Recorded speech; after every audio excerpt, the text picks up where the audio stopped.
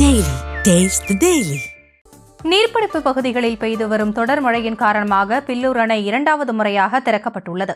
அணையில் இருந்து 15,000 கன அடி தண்ணீர் வெளியேற்றப்படும் நிலையில் பவானி ஆற்றின் கரையோர கிராமங்களுக்கு வெள்ள அபாய எச்சரிக்கை விடுக்கப்பட்டுள்ளது.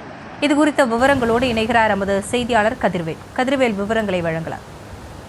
நிச்சயமாக காசினி, அதாவது நீலகிரி மாவட்டத்தின் அவலாஞ்சி, அப்பர் பவானி, குந்தா உள்ளிட்ட நீர்பிடிப்பு பகுதிகளில் பெய்து வரக்கூடிய இந்த கனமழையின் காரணமா மேட்டுப்பாளையம் அடுத்து இருக்கக்கூடிய பில்லூர் அணையின் நீர்மட்டம் உயர்ந்திருக்கு. அதாவது பில்லூர் அணையின் மொத்த கொள்ளளவா இருக்கக்கூடிய 100 அடியில் இருந்து தற்பொழுது 97 அடியை எட்டியிருக்கிறது. இதனையடுத்து அணையினுடைய பாதுகாப்பு கருதி வரக்கூடிய தண்ணீர் அனைத்துமே உபரி நீரை கொண்டு 15,000 கன அடி தண்ணீர் அப்படியே 4 மதகுகள் வழியாக பவானி ஆற்றில் திறந்து விடப்பட்டிருக்கிறது. இதனால பவானி ஆற்றில் வெள்ளப்பெருக்கும் ஏற்பட்டிருக்குது. மேலும் மாவட்ட நிர்வாகத்தால வெள்ள அபாய எச்சரிக்கையும் கொடுக்கப்பட்டிருக்குது.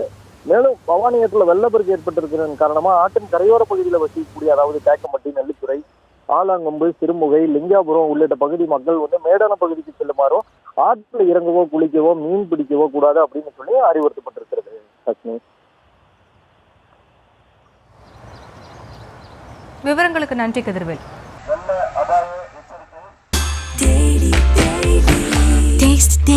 Taste the Daily.